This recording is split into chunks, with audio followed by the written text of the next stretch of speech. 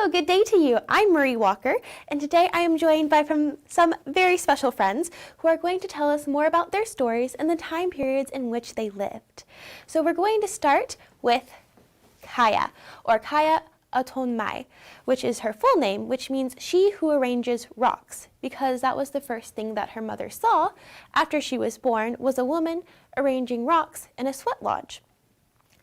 So Kaya was part of the Ninipu people, or Ninnipu. But today, they're known as the Nez Perce, and it's Nez Perce or Nez Perce, which is the very French pronunciation of it, which means pierced nose.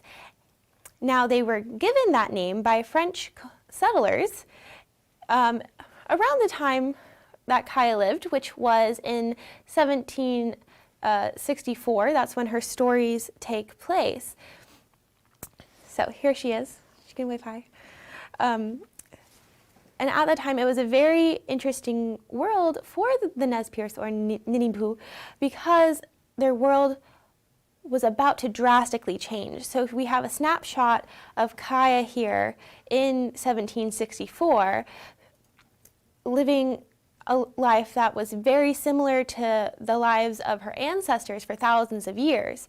But by the end of her life, we know that it would have changed fairly drastically because of European settlers coming to America. But in 1764, we see some influence of that, like the name Nez Perce or Nez Perce, which was given to them by the French settlers, and they were given that name pretty much by mistake. The French settlers mistook the Ninipu for a different tribe that would pierce their nose with shells. So as you can see, Kaya does not have any type of nasal piercing. That was not necessarily common among her people. But the name stuck somehow, and the tribe adopted it, and that is what they are known as today. Kaya, her first name was Kaya, but through the series of the books, she is also given the name Swan Circling, which was which was the name of one of the women in her tribe that she greatly admired. And she was given this name at a very important gift-giving ceremony, which could be called a potlatch, where gifts were given and received in a very ceremonious manner, and it was incredibly important to their culture. In the Northwest, today we would call it the Pacific Northwest region of what today is the United States. So where Kaya would have lived would be parts of present-day Washington, Oregon, and Idaho. And she would have traveled around these areas based on a seasonal round. So they would move, her family and tribe would move each season to a different place. So in the summer, they would live in teepees, and those teepees would be covered in specially woven mats, and it would be the women's job to move these teepees when the time came for them to move in the seasonal round. To move these teepees, they would use travois, which would be a type of sled that would be dragged behind a horse, and a horse is also one of the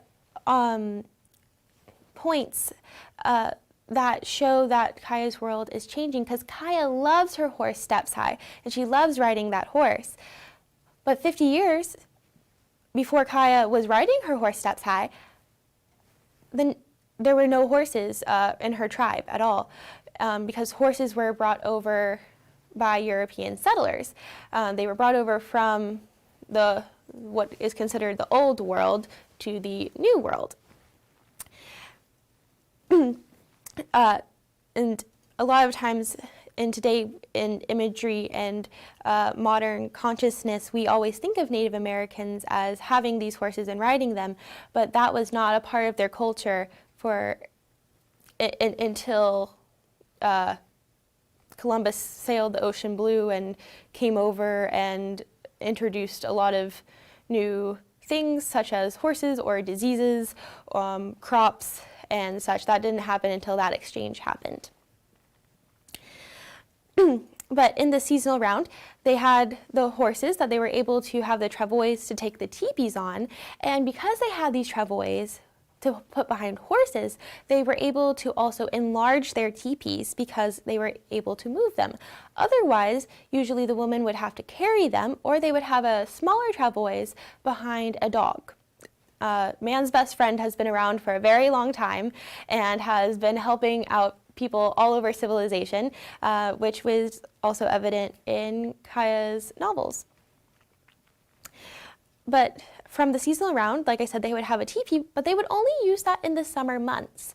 When it came time to do in the seasonal round for the winter or the colder months, they would actually go to a more permanent village with a longhouse where either entire extended families would live or even sometimes entire tribes. It was very much dependent upon how many people were in that group of people, and how big your living space and situation was. Trying to think if there's anything more. We can talk about her outfit here. She was wearing a traditional outfit that would have been worn by a girl at that time. Here we have, she has fringe and she has some beadwork on it that would have been popular. The skin of her dress would have been made of elk or sheep, and it's very interesting part about this is that females in this tribe would wear female skins of animals because they believed that it gave them the female swiftness and bravery and transferred that to them while they were wearing that animal skin, which I thought was a very interesting fact. That was very much a part of their culture, was they believed that they were a part of nature and they respected nature greatly. They had a very different concept of what it meant to have possessions and to give gifts. So they did not own the land. They did not feel they had a sense of entitlement to the land. The land provided for them, and they loved and respected the earth in return. In Kaya's religious beliefs of her people, they would refer to like the earth as their mother, and that they would have come from the earth. And Coyote, which is one of their spiritual guides, created their people and gave them like the most beautiful land that was found. And if you ever have gone up to the Pacific Northwest, you will know that the scenery up there is absolutely gorgeous, and it is incredibly beautiful. You can see that carry over from her stories in the 1700s, and those stories which go back, we don't even know how far because they are oral tradition. She would have listened at the feet of her grandmother or a tribal elder to hear these stories, and then she, if she was to become a tribal elder, would probably have passed those down to her children.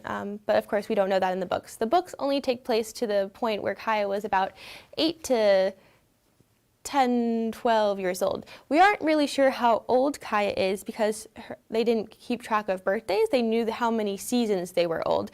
So you didn't necessarily have a birthday, you just knew you were born in this season at this seasonal rotation at that place, and then you would just count how many summers or how many winters old you were.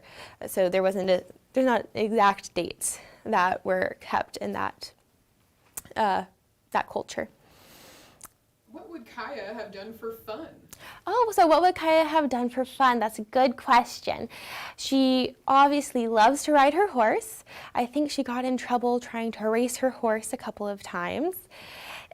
She had different games that she would play with the children in her village. I believe there was one stick game that would be the closest thing that we would have to an equivalent today would kind of be like a field hockey type of game.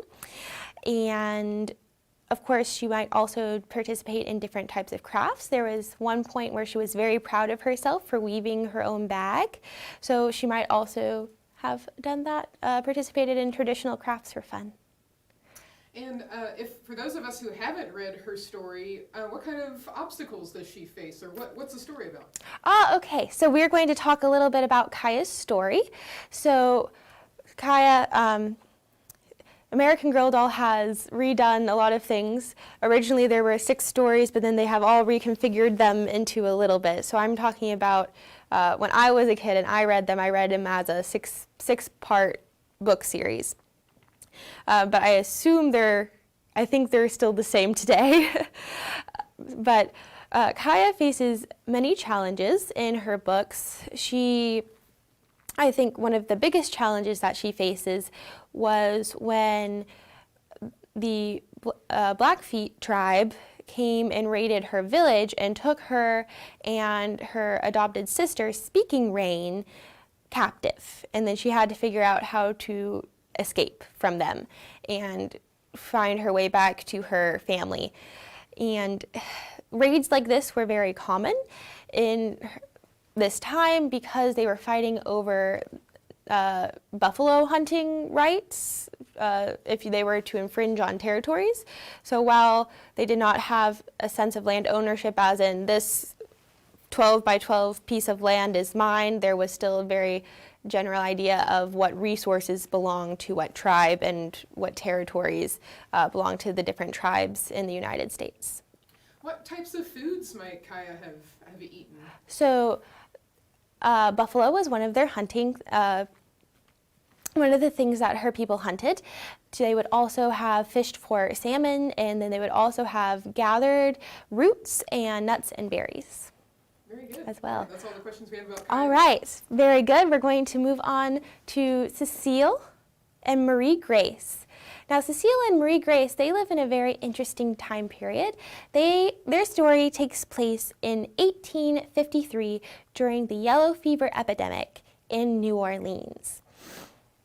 Now, of course, the story starts earlier than that, and it starts in the beginning of 1853, where it's Carnival season, and that is an incredibly important time in French, Spanish, and Catholic culture, which New Orleans is greatly steeped in.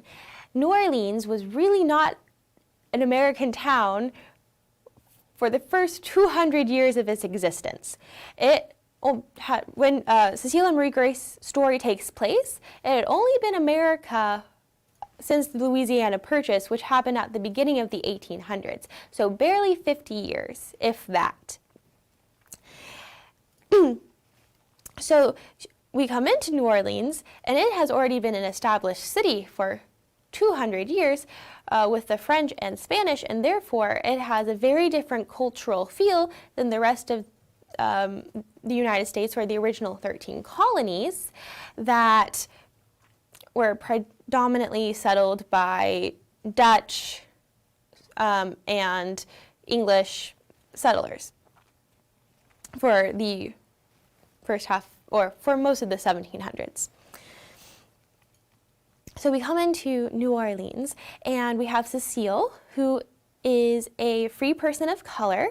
She is actually quite wealthy, as you can see by her beautiful dress and her lovely ringlets here. She is very well-to-do, and she has never been an enslaved person, and this is something that's also very unique to New Orleans, is that a large segment of their population were free people of color. About 1/3 at this time in New Orleans. 1/3 of their population was free people of color. But that doesn't mean that New Orleans was this beautiful utopia where everyone was equal. There was still a lot of hardship and a lot of people who were enslaved and people who had different socioeconomic things, and people were not treated equally. Even if she was a wealthy person, she was still a person of color, and therefore at this time in society she wasn't treated necessarily as an equal to some of her Anglo-American white counterparts. But she does make friends with Marie Grace. They both love to sing. They come together and find each other at a having music lessons. That's where they came together and they met, and then their friendship develops over the course of the stories. But they come together over a mutual love of singing.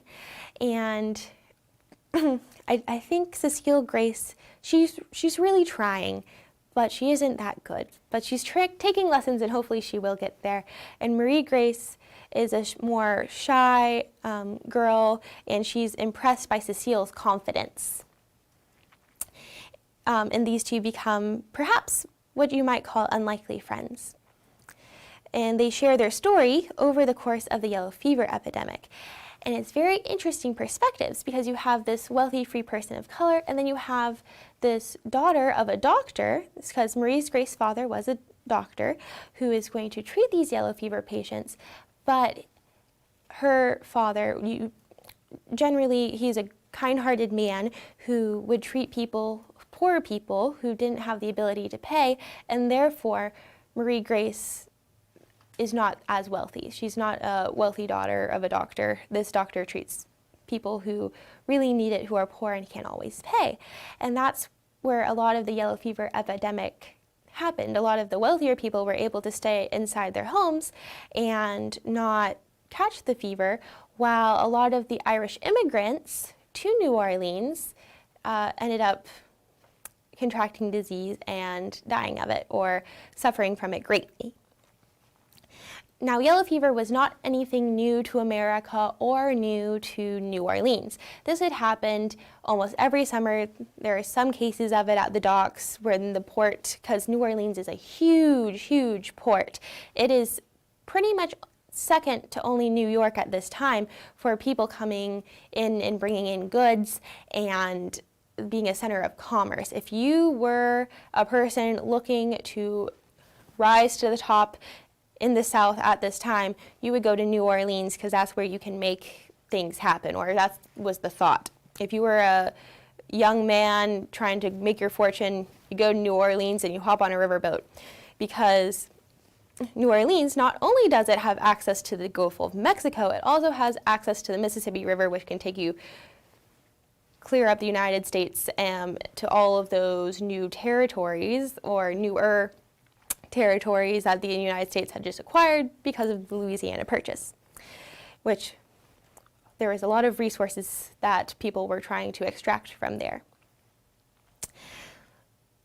Yes, but where was I? I was at Irish immigrants, wasn't I? There we go, before I got sidetracked. So a lot of times, the immigration influx, years that they had larger amounts of German or Irish immigrants, was years that they had a higher yellow fever outbreak, because those people had never experienced yellow fever before, and therefore were more susceptible to it, while people in New Orleans might have had some natural immunity to it, because once you get yellow fever, you can never get it again. So if you had a mild case as a child, well then you're fine for the rest of your life, which a lot of people in New Orleans who had lived in New Orleans for their entire lives had. And this is one of the things that Cecile very quickly states in the book. She speaks French, as does Marie Grace, even though she had moved to Massachusetts and then came back with her family. So she's not as good with her French, but she's trying to relearn it. But Cecile Grace, she knows English and French, and considers herself not necessarily American, but she's from New Orleans. She's a girl from New Orleans, and that's how she identifies herself, apart from just being American. And that confuses Marie Grace at first, because Louisiana is a part of America at this point, but there's still a very distinct culture in New Orleans where they define themselves as being from New Orleans, because it's so different from the rest of the United States at this time. And if you ever go to New Orleans, there's still very much that spirit that you can only find in New Orleans, which is just incredibly fun, how history just, the spirit of a place can continue like that. Because these girls, they went through some incredibly trying times. They were worried about their family getting sick. Marie Grace ended up trying to help out an orphanage because a lot of people lost their parents, or they were falling on hard times where people lost their jobs, and they couldn't feed their kids, and they had to send them to an orphanage. And Marie Grace went there and tried to help and play with the kids and provide any type of comfort that she could, because it was a very hard time. But in New Orleans, they got through it. The yellow fever epidemic only lasted the summer, and then it got better again. And of course, they had more. Yellow fever never went away. It still occurred, but it just occurred and not as high of numbers as it did in the summer of 1853. Now, yellow fever is spread through mosquito bites, and no one really understood this at this time because they didn't understand germs. But they did understand that sick people and well people, if you put them together in a room, the sick person would get the well person sick. So they understood some semblance of that. People tried to stay in their homes away from other people. And then they did some very interesting things. I think my favorite thing that they did to try to get rid of the virus was shoot cannons. They would shoot cannons over the city in an attempt to frighten the virus away. And I just think that's an incredibly amusing antidote. They would also light fires, so they would have bonfires on every street, and for some reason they chose to burn tar, which created a big, thick, black smoke that just covered the city, which I guess kept people in their homes because you wouldn't want to go walk outside and tar smoke. But they thought that was going to clear the air or clear the air and drive the virus out. There was also some reports where if someone was going to get really sick, they would try to quarantine them on an island that was right off the coast of New Orleans. And that was one thing that they would also do. And then they also had closed down the borders of their town, and no one was allowed in or out of New Orleans during some heightened times of that epidemic. And it's called an epidemic because it wasn't all over the United States, it was not all over the world, it was just that one city of New Orleans that was suffering from the yellow fever. Oh yes, we have questions. Yes, we're also curious. We're probably going to be curious about what all of these girls would have eaten. Ooh, yes, that's always a good thing. So, New Orleans is known for having French-style food, which is different. It has more soups, butter, bread, definitely. It also is known for having some more spices, which has some Caribbean and African flavor to the dishes, because I'm not sure if anyone has been to England, but last summer when I went to England, they still don't put spices in anything, which is very different from the rest of America this time, who is predominantly English and cooking in English ways. New Orleans knew how to use spices and liked to use spices in their dishes. And they have, it started far, far back before these girls were around, but there is very much a distinct style that carries through that we would consider like Creole or Cajun cooking. The idea of like gumbo, which is very native to that region, and have different styles of cooking that kind of gumbo. Jambalaya. And jambalaya. And oysters, seafood. And they're also right on the coast, so seafood is a big factor in their diet as well. All right. And can you talk about what would they have done for fun? So what would Cecile and Marie Grace have done for fun? So obviously they both enjoy singing, or they're taking singing lessons.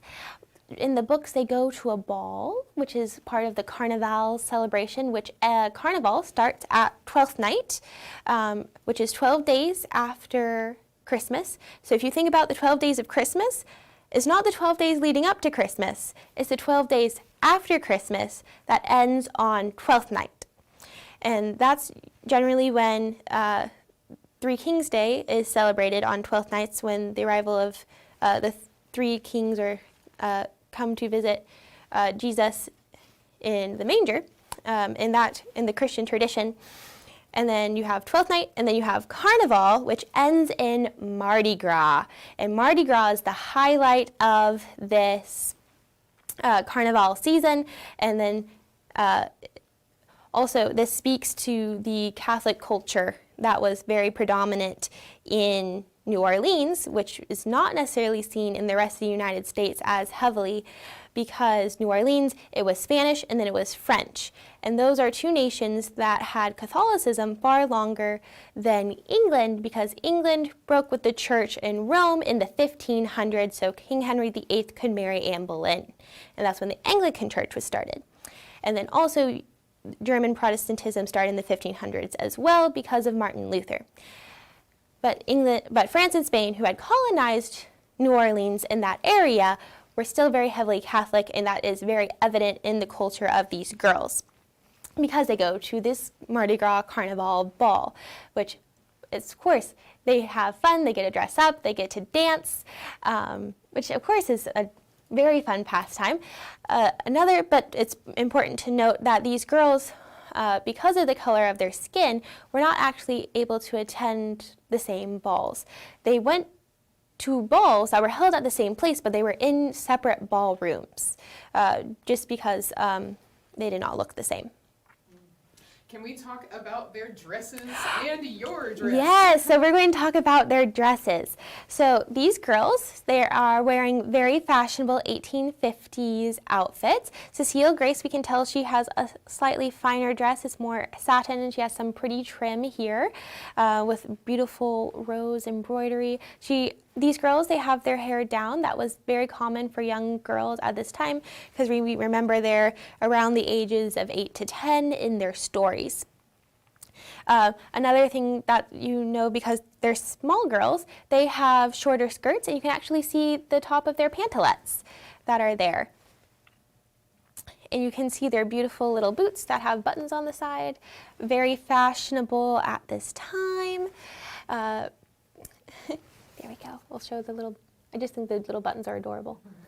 And then they would have their stockings, and then they have their pantalettes, and then they would have the chemise that goes closest to their skin, because they do live in New Orleans, and it was still very hot. So when you sweat, their chemise would catch the sweat, so then they wouldn't have to wash their beautiful dresses as much. Another fashionable thing in the 1850s was to have a layered skirt like this. That was just a fashion trend in the 1850s, was to have different ruffled skirts.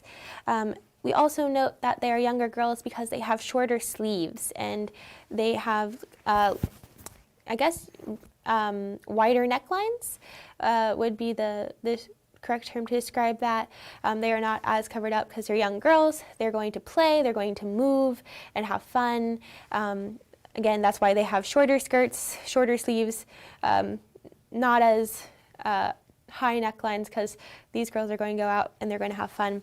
But they also have crinolines, which a cage crinoline, here we're going to show her cage crinoline here, and that is what holds their skirt out.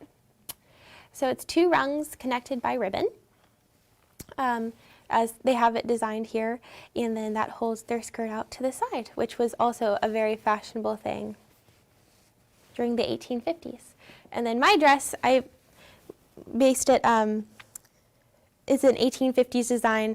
I wear it because it kind of looked like Marie Grace's dress. I also did my hair a little bit like Marie Grace. If I was actually a lady living back then, I would have my hair turned up because it would be improper for me to have my hair down when I was to go out in public. But for the sake of looking like Marie Grace today, because we already share the same first name, I decided to do that. But another thing of the 1850s that you can see was a fashionable thing was to have the waistline is here, but then it has like this fun decorative kind of tail, for lack of a better word, that would go around the skirt. I'm also wearing a hoop skirt or a cage crinoline. And then I have these long sleeves, which shows that I'm an older, I am past the age of puberty, and therefore I am a woman.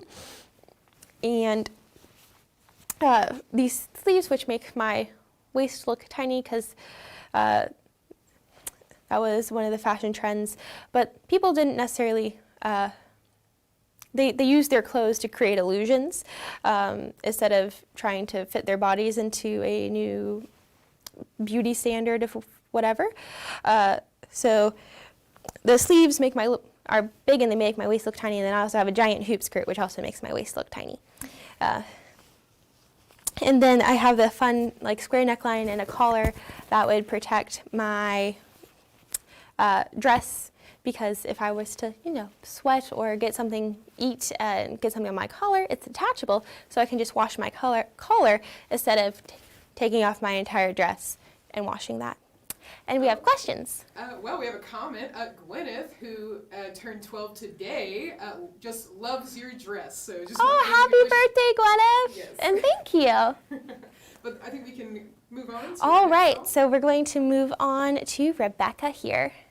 So Rebecca, she lives in 1914 New York. So we have girls from all over the country and all time periods today. And Rebecca is very interesting. She starts out her story. She is a Russian immigrant. Well, her family are immigrants from Russia. She was born in the United States. So her grandparents and her mother were born in Russia and came to America through Ellis Island, which is the immigration point for the Atlantic seaboard into America. And then many immigrants decided to stay in New York or had no means to travel to other parts of the United States, and therefore settled in New York.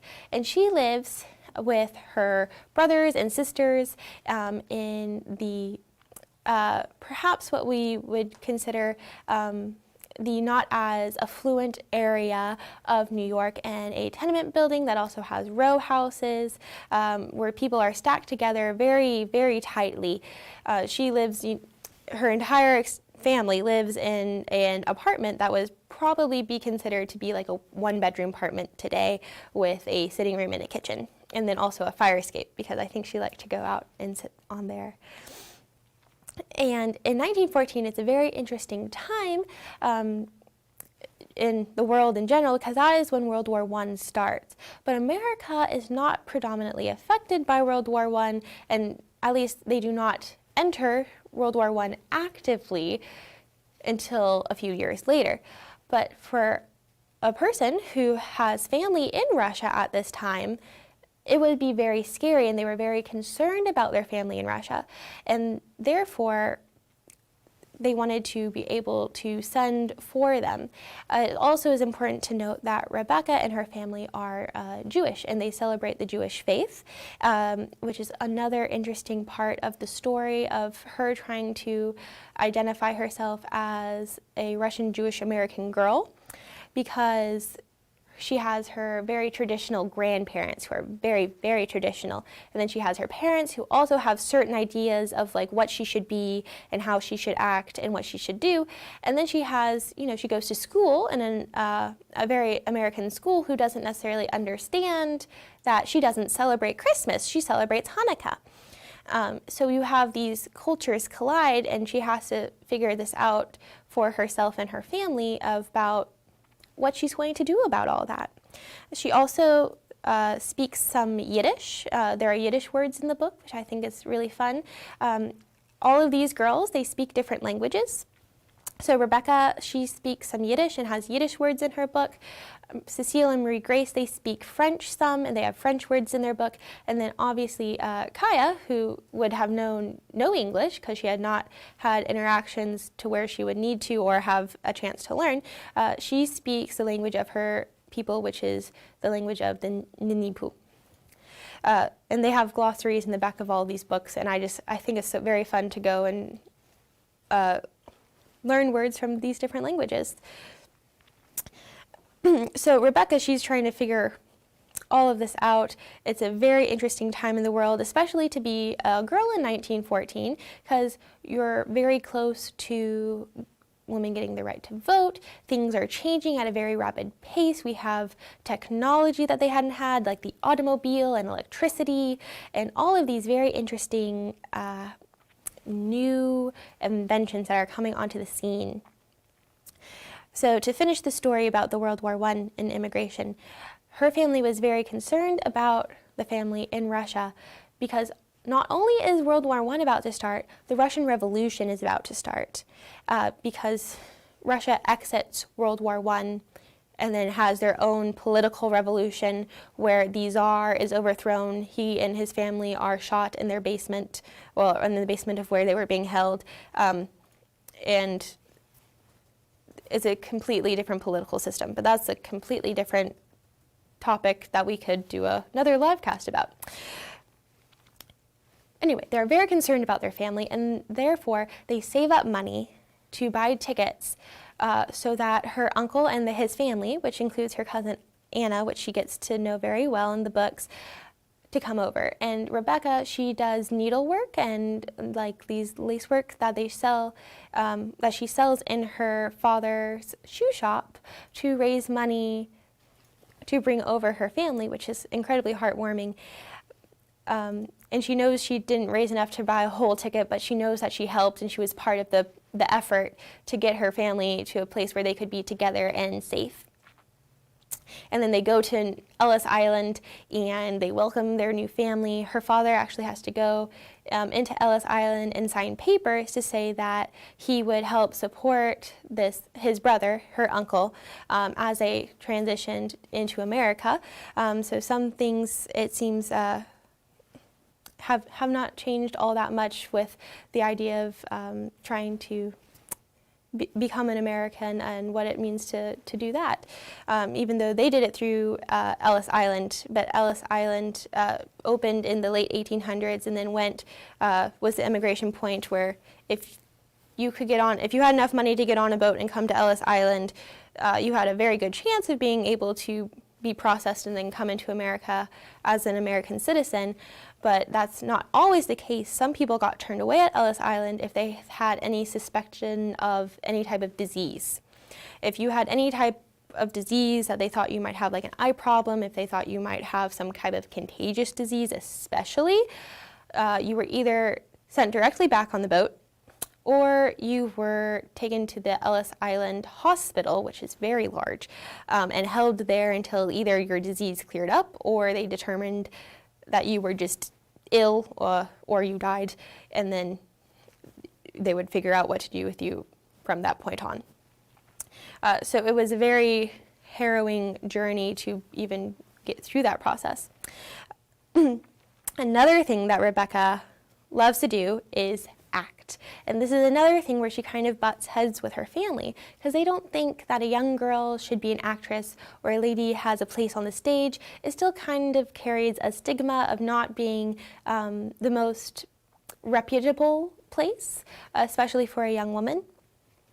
And that goes back centuries.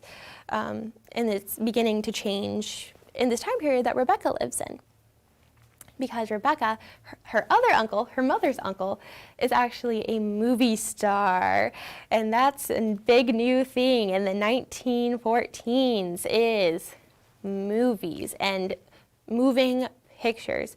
Because her uncle, who was the actor, he was always an actor, but originally he had been in vaudeville shows, which is kind of like a small sketch, song and dance, comedy, traveling troupe.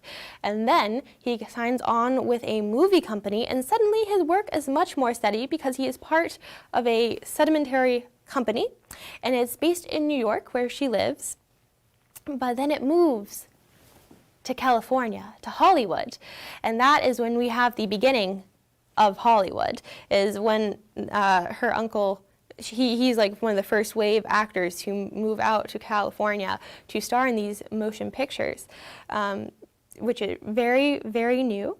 They are much shorter and very different from the movies that we have today. For one thing, they were silent. The actors had to convey their emotions just through their expressions and movements. They did not have the ability to record sound. Sound and motion picture are two different things that you have to then combine. For a lot of the process, our cameras do that for us today, for the most part, but it's still different. Have you ever, watched a movie and like the sound is different from the picture? It's same type of concept that we have when they couldn't figure out how to do that. Because they were able to record sound and they were able to record picture, but they hadn't figured out how to put them together. Because one of the things Rebecca likes to do is listen to her phonograph, which is like the beginning of a record player, which is a predecessor to a CD. And some kids are going to look at me like they have no idea what I'm talking about, but you can Google it and it'll be good. But it's basically a large round disc that you put a needle in, and then you can hear music from it. And that's the thing that Rebecca loved to do. She loved to sing and dance, and do things like that and to perform. I think she was a very determined and brave young girl.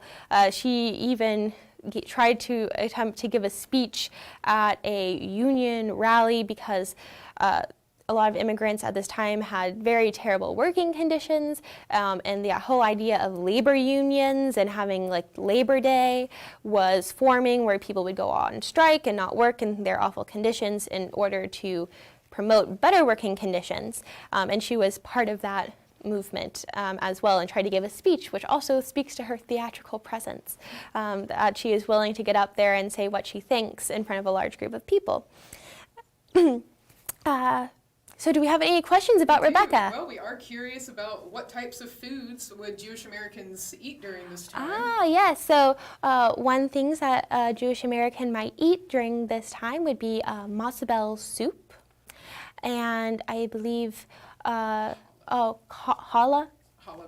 bread is another thing. I believe she actually references that in the stories when they have their special Friday night meals.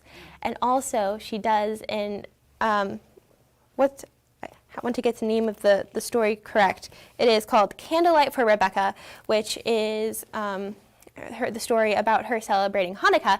She eats latkes, and she loves these potato pancakes that they use predominantly. Of course, I'm sure you can eat latkes whenever you would like, but it's very traditional to have them with your Hanukkah meal. Okay, and what would Rebecca do for fun?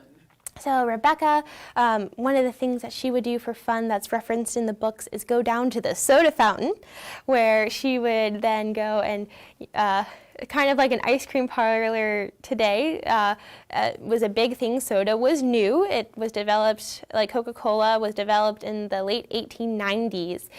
So by the 1914, it's still a pretty new invention, and it's fun. It's a fun sensation to have like the bubbles in your mouth and like the sweet drink.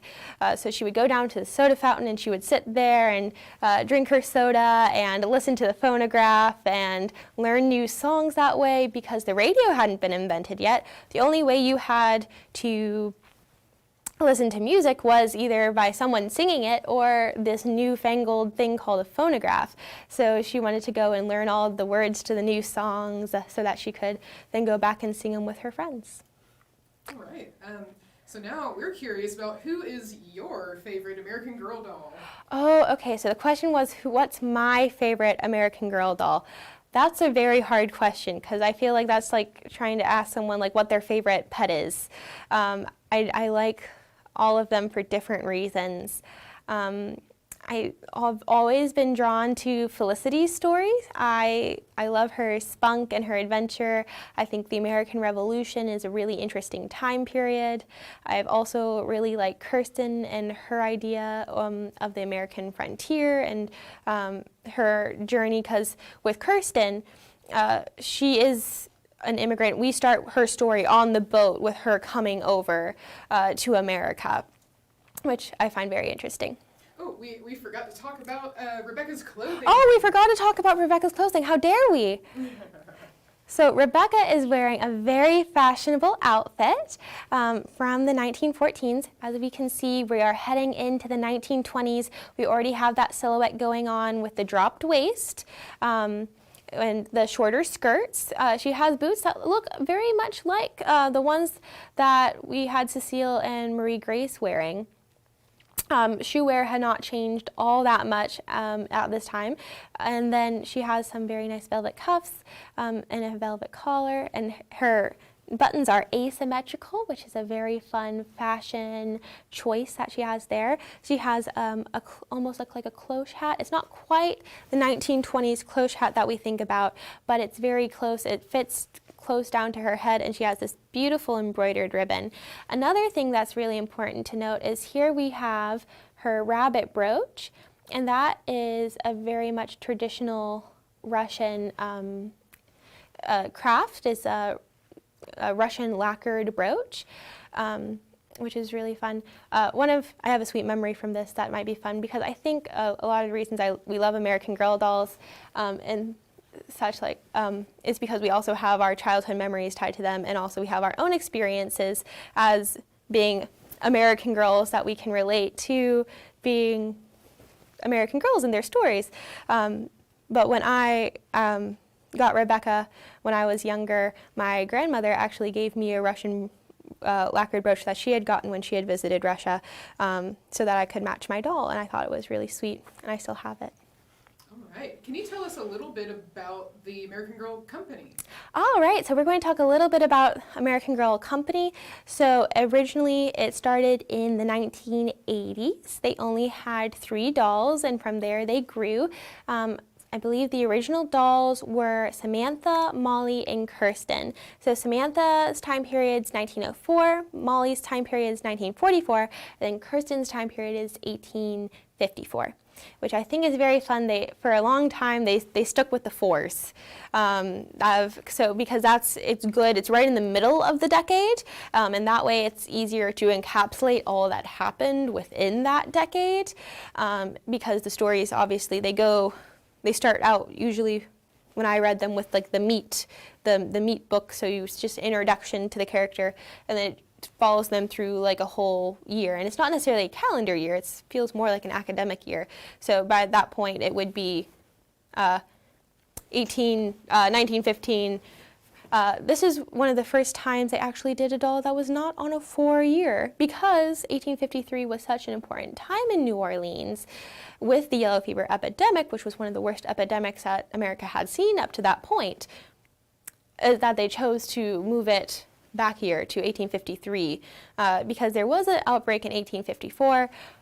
It was nowhere near as terrible as it was during 1853. So that was one of the interesting things that American Girl, the company, has changed or has reoriented.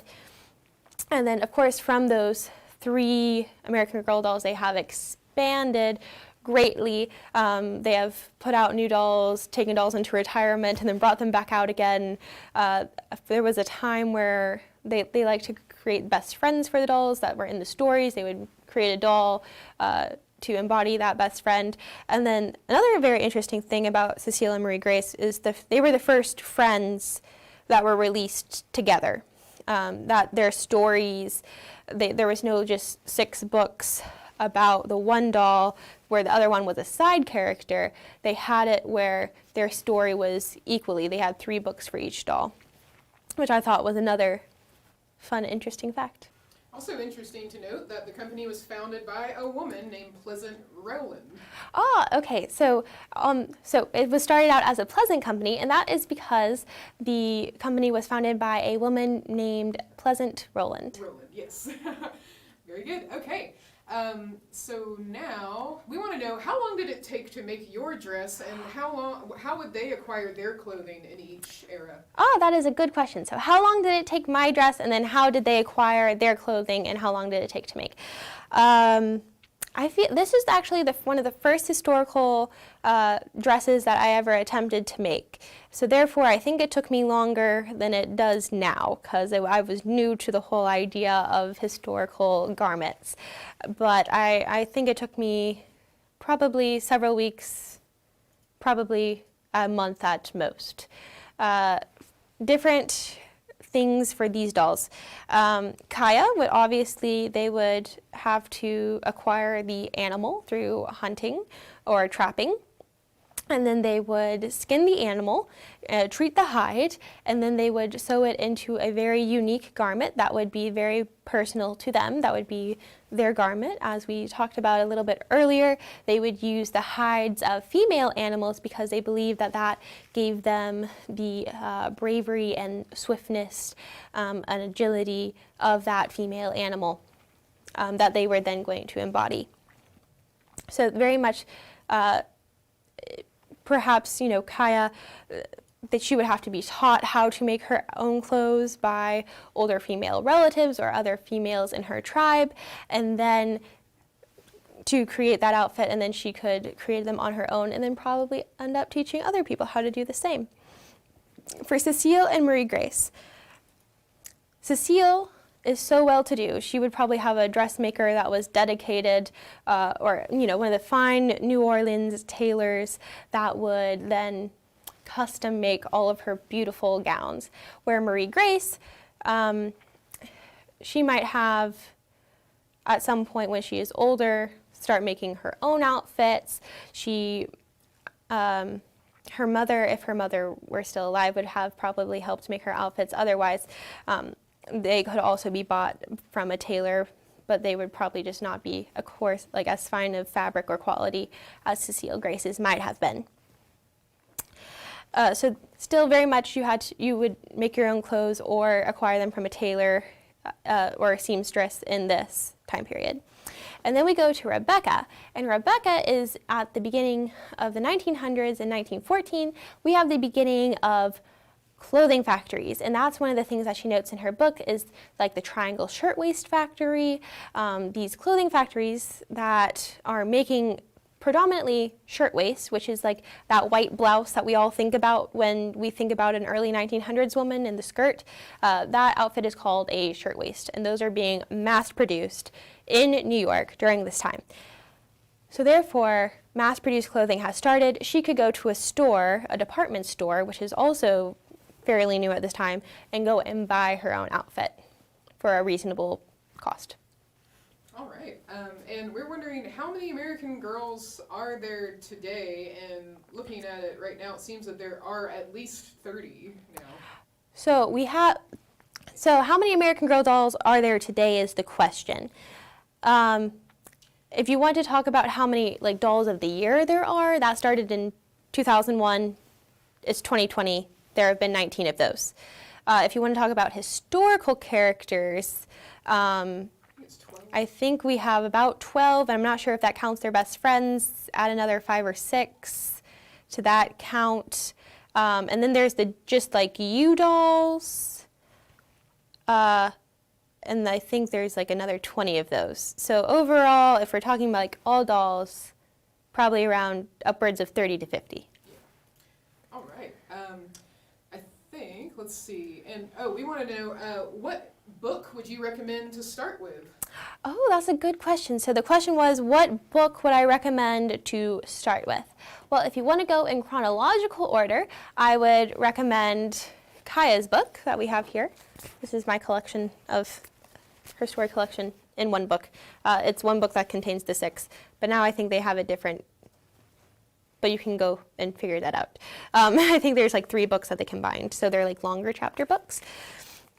So I would consider that if you wanted to go in chronological order. Some of my favorite books, I really like the ones that are by Valerie Tripp. She was one of my favorite authors from the American Girl doll collection, and she wrote a number of them.